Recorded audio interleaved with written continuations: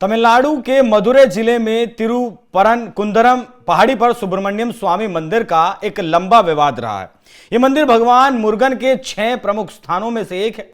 पहाड़ी पर मंदिर के अलावा एक पुरानी दरगाह है, जिसे लेकर इन दो मंदिर और इस दरगाह के बीच अक्सर विवाद चलता है। वो जिला न्यायालय हो या फिर हाई कोर्ट हो या फिर सुप्रीम कोर्ट तक भी यह विवाद पहुंच चुका है। विवाद असल में यह है कि यहां जो ये दरगाह है, इस दरगाह पर रोजाना नमाज अदा करने की इजाजत मांगी गई थी, जिसे हाई कोर्ट के द्वारा पहले रद्द कर दिया गया था और सुप्रीम कोर्ट ने भी इस बयान को यही कहते हुए खारिज कर दिया है कि आपको ऐसी इजाजत नहीं दी जा सकती। इजाजत सिर्फ रमजान और बकरीद में ही नमाज पढ़ने की दी जा सकती है। हालांकि मुस्लिम पक्ष की तरफ से यह भी मांग की गई कि उन्हें वहां पर जो बकरा काटने बकरीद पर वैसी भी कुछ इजाजत दी जाए, लेकिन उसे भी सुप्रीम कोर्ट ने मना कर दिया है। यह पूरी पहाड़ी इस मंदिर की है, इसके दस्तावेज भी हैं, लेकिन उसके बावजूद भी यह विवाद क्यों है, पूरा विवाद क्या है, हाई कोर्ट सुप्रीम कोर्ट में क्या हुआ और कैसे ये चीजें लगातार बढ़ती जा रही हैं, उन सारे विषयों पर एक एक कर चर्चा करेंगे।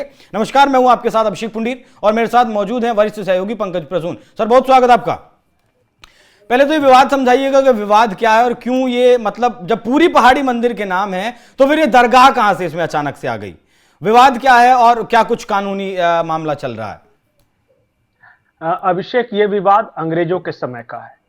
अभी तो हम सिर्फ इसलिए डिस्कस कर रहे हैं कि सोमवार को सुप्रीम कोर्ट ने एक बहुत बड़ा फैसला दिया है और सुप्रीम कोर्ट ने मद्रास हाई कोर्ट के फैसले को बरकरार रखते हुए कहा है कि सिर्फ बकरीद पर और रमजान पर नमाज पढ़ी जा सकती है वहां, और वो भी लिमिटेड लोगों से। 50 के आसपास से ज्यादा लोग आप नहीं ले जा सकते। तो ये सुप्रीम कोर्ट में आया कैसे मामला, पूरा विवाद क्या है, एक एक करके तफसील से समझते हैं। ये सबसे पहले ये विवाद है अंग्रेजों के समय ही हुआ। ये कि एक बहुत प्राचीन मंदिर है वहां, और मुरुगन स्वामी का, और पहाड़ के नीचे वो मंदिर है और पहाड़ की चोटी पे एक छोटा सा दरगाह है। पहले बहुत छोटा था, एक पत्थर पे कुछ अगरबत्ती वगैरह जलाते थे, फिर धीरे धीरे बढ़ते बढ़ते कब्जा कर लिया। अंग्रेजों के समय यह मामला गया था उनकी अदालत में, और अंग्रेजों ने एक फैसला सुनाया था कि 30 सेंट जमीन है सिर्फ दरगाह की है और पूरी की पूरी पहाड़ी उस मंदिर की है। ठीक है, अंग्रेजों के जमाने से यह चलता चलता केस बढ़ता गया। अब उस कोर्ट के फैसले के खिलाफ आजाद भारत में district court, Madurai district court है, वहां पे मुस्लिम पक्ष गया और कहा कि भाई हमारा यह दरगाह है और हम यहां पे सालाना उर्स भी मनाएंगे, हम बकरीद में बकरे भी काटेंगे और बाकी त्योहार भी मनाएंगे, क्योंकि हमारी वो जगह है। 30 सेंट की जगह तो हमारी है, हम वहां कुछ भी करें। मदुरै जो डिस्ट्रिक्ट कोर्ट है उसने कहा कि नहीं, आप कुछ नहीं कर सकते वहां, क्योंकि ये विष्णु के अवतार हैं और जो भी वैष्णव हैं वो हिंसा को या पशु बलि को वो बुरा मानते हैं। आप ऐसा नहीं कि वो भगवान मुरुगन स्वामी के मंदिर गए और आप बकरे काट रहे हैं। इतना ही नहीं, डिस्ट्रिक्ट कोर्ट ने यह भी कहा कि भीड़ भी नहीं लगाना है मंदिर के सीढ़ियों पर। दरगाह तक पहुंचने के लिए मंदिर की सीढ़ियों से होकर गुजरना पड़ता है, तो कहा कि वो सीढ़ियां भी मंदिर की है, एक एक करके जाइए, ऐसा नहीं कि ब्लॉक कर दिए पूरा रोड। अब इस बात को लेके और विवाद हुआ।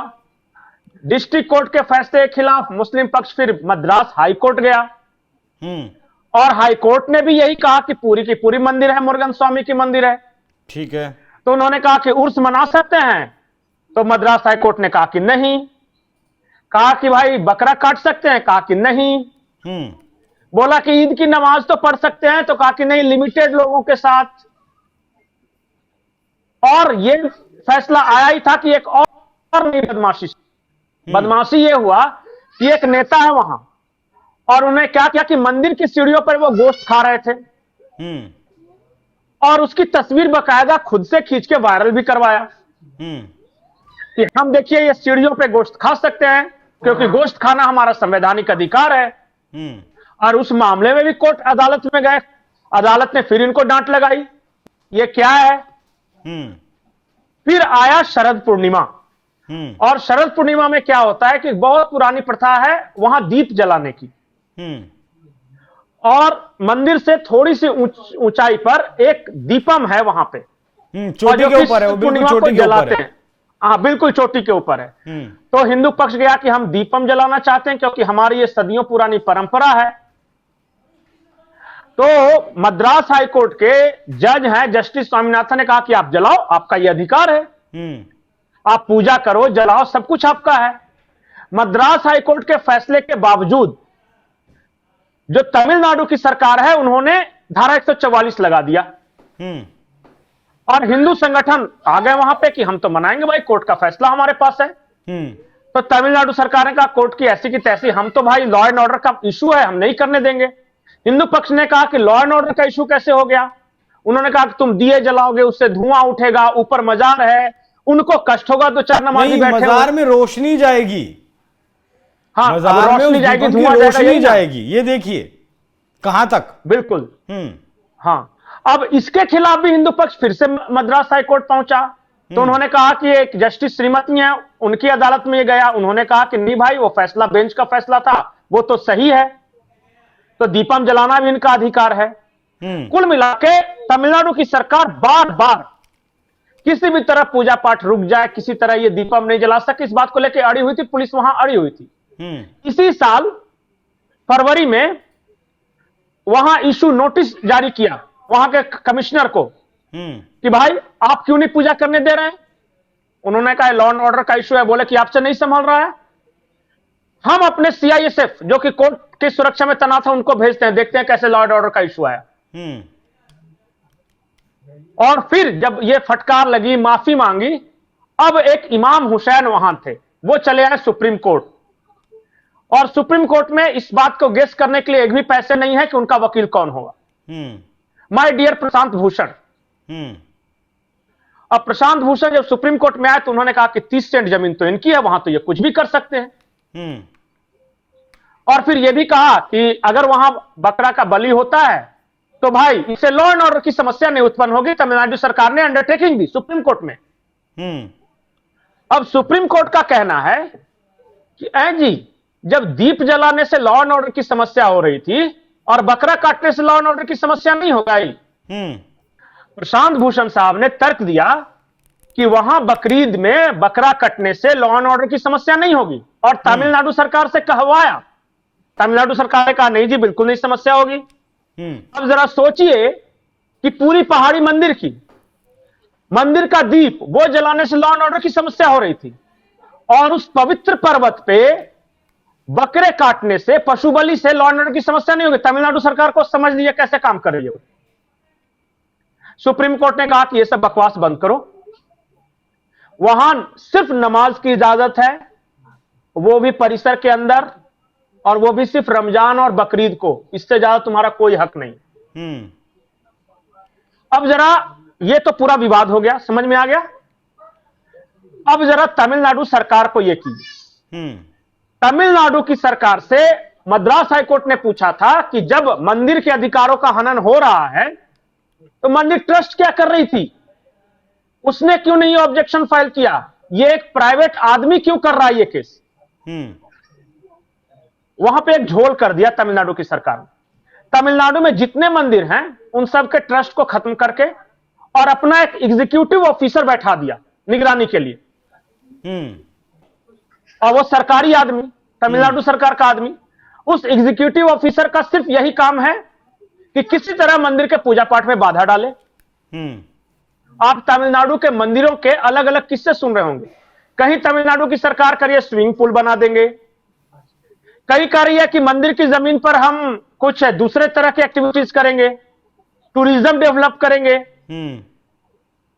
किसी तरह मकसद यह है कि किस तरह लोग पूजा पाठ न कर सके और हिंदू धर्म का कोई भी त्योहार नहीं मन सके। समझ गए ये बात जी। पूरा का पूरा जो कैंपेन है वो इस बात के लिए है कि तमिलनाडु की डीएमके सरकार मंदिरों से सिर्फ पैसा लेना चाहती है, पर वो चाहती नहीं कि कोई वहां पूजा पाठ करे।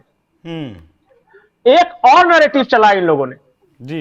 इन लोगों ने इस बात की बहुत अफवाह फैलाई कि मंदिरों में पुजारी बैठे रहते हैं और खूब वो दान पुण्य से खूब पैसे कमा रहे हैं, इसलिए उस पैसे पर सरकार का नियंत्रण होगा। इन लोगों ने भले ही चवन्नी नहीं दान किया होगा आज तक, मैं क्रिश्चियंस की बात कर रहा हूं, वो स्टालिन की बात कर रहा हूं। वो मुसलमानों ने या इन ईसाइयों ने 1 रुपया दान नहीं किया, लेकिन उनका तर्क यह है कि पुजारी को दान के पैसे क्यों मिल रहे हैं। अरे हिंदुओं का मंदिर, हिंदुओं को देवी देवता, हिंदुओं के पुजारी, हम दान दे, उसको सजाएं, सवारें, पूजा करें, तुम्हारा क्या जा रहा है इसमें। लेकिन ये जो हिंदुओं के प्रति नफरत है ना, वो अलग अलग तरीके से वो करे। बहुत सारे मंदिरों में इस तरह के विवाद पैदा किए गए। एक मंदिर के प्रांगण में 4 मुस्लिम औरतें बैठ के मांस खा रही थी और मना किया गया, तो वो कह रही है कि हमारा ये संवैधानिक अधिकार है। एक विधायक है, वो पवित्र पर्वत के सीढ़ियों पर बैठ के गोश्त खा रहा है और वीडियो वायरल कर रहा है, और उल्टा उस पर कार्रवाई नहीं होकर हिंदू पक्ष के पर ही कार्रवाई हो रही है जो मना कर रहा है। एक पवित्र सरोवर है, वहां पे क्या करते हैं, दर्शन करने के बाद उस सरोवर के पानी को छिड़कते हैं, पवित्र है ना पानी वो। अब तमिलनाडु की सरकार कहे कि स्विमिंग पूल वहां बनाएंगे और स्विमिंग कॉस्ट्यूम में आके लोग उसमें तैराकी करेंगे। जरा सोचिए कि आप मंदिर में पूजा करने जा रहे हैं और 4 लोग आके वहां स्विमिंग पूल में तैराकी कर रहे हैं, कैसा नजारा होगा। यह सरासर बदमाशी है। और डिस्ट्रिक्ट कोर्ट हो, हाई कोर्ट हो, सुप्रीम कोर्ट हो, हर जगह से हार हो गई है इनकी। इसके बावजूद वो डंडे के जोर पे कह रहे कि अब नहीं करने देंगे। पुलिस तो उनकी है, अब बताइए क्या करें। और यह चल रहा है तमिलनाडु में। जबकि तमिलनाडु में मुझे लगता है कि तमिलनाडु ऐसा राज्य है जिस राज्य में सबसे ज्यादा हिंदू मंदिर हैं, सबसे बड़े, बहुत बड़े बड़े मंदिर हैं। सबसे ज्यादा हिंदू मंदिर हैं। जो वहां के लोग हैं वो भी मंदिरों में जाते हैं, लेकिन सरकार नहीं चाहती कि जैसे सारे मंदिरों की कमाई सिर्फ उसके पास आए और वो दूसरी चीजों में खर्च करे। मंदिरों को एक करनी नहीं देना है कभी। और शुद्ध रूप से ये सरकार कन्वर्जन को बढ़ावा दे रही है, क्योंकि वो क्रिश्चियन सरकार है ना वो। मतलब कि सोचिए, सनातन को इरेडिकेट करना है, ईसाई खड़ा होकर बोल रहा है और बाकी हिंदू ताली बजा रहे हैं, क्योंकि वहां के हिंदुओं के मन में यह भर दिया गया कि तुम्हारे पास जो भी समस्या है उसकी वजह सनातन है। और वो द्रविडियन राजनीति आप जान ही रहे हैं कि 67 सालों से यही राजनीति चल रही है वहां पे, और कंपटीशन है इसका कि कौन ज्यादा एंटी हिंदू खुद को साबित कर सकता है, कौन ज्यादा द्रविडियन राजनीति। द्रविडियन राजनीति का तो एक बहाना है जी, असली चीज तो यही है कि किसी तरह हिंदू सनातन परंपरा को नष्ट किया जाए और धर्मांतरण को बढ़ावा दिया जाए। आप तमिलनाडु में धर्मांतरण के आंकड़े देखिएगा तो हैरान रह जाइएगा कि कैसे सरकारी प्रश्रय से यह सारा कुछ चल रहा है, कोई रोकने वाला नहीं। सरकार ऐसी बैठी है तो कौन रोकेगा? आप बताइए। तो समाधान है इसका कुछ या नहीं?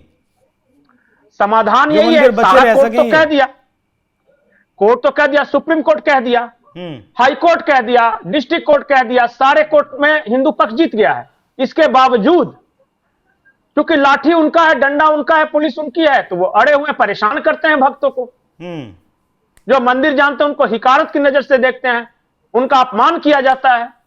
मंदिर की फैसिलिटीज नहीं बढ़ा रहे हैं, अगर आपका ट्रस्ट होता तो फैसिलिटीज बढ़ा देता वो, लेकिन सरकारी आदमी बैठा हुआ है, कोई फैसिलिटी नहीं बढ़ाएंगे। और फैसिलिटीज बढ़ाने के नाम पे कहते हैं स्विमिंग पूल खोलेंगे बीच मंदिर में। अब इसका क्या उपाय है ये मुझे नहीं पता। इसका तो यही उपाय है कि इस तरह की सरकारों को जाना चाहिए, इस तरह की सरकारों को जाना चाहिए और जनता को देखना चाहिए कि उनके ऊपर शासन करने वाला व्यक्ति उनकी धार्मिक भावनाओं का ख्याल रखता है या नहीं। जनता क्या है ना, जनता को ऐसा भर दिया गया है कि जो सनातन है वो तुम्हारा दुश्मन है, सनातन की वजह से ही तेरे सारे कष्ट है। सनातन नहीं होता तो तुम गरीब नहीं होते, सनातन नहीं होता तो भेदभाव नहीं होता, सनातन में जाति है तो ये है, लटपट एकदम अंदर तक इंसर्ट कर दिया गया है। और ऐसा लगता है कि जैसे वो टीका लगा लेंगे तो पता नहीं क्या पाप हो जाएगा या फिर मंदिर चले जाएंगे, इस तरह से डिमीन किया जाता है उनको पब्लिकली। वो उदयनिधि खड़ा होकर बोला था ना कि we have to eradicate Sanatan, Sanatan is like AIDS, Sanatan is like dengue. तो सोचिए, सनातन को एड्स कहा जा रहा है, डेंगू कहा जा रहा है, ये सरकार है वहां पे और सरकार के मंच से कहा जा रहा है। ठीक है सर।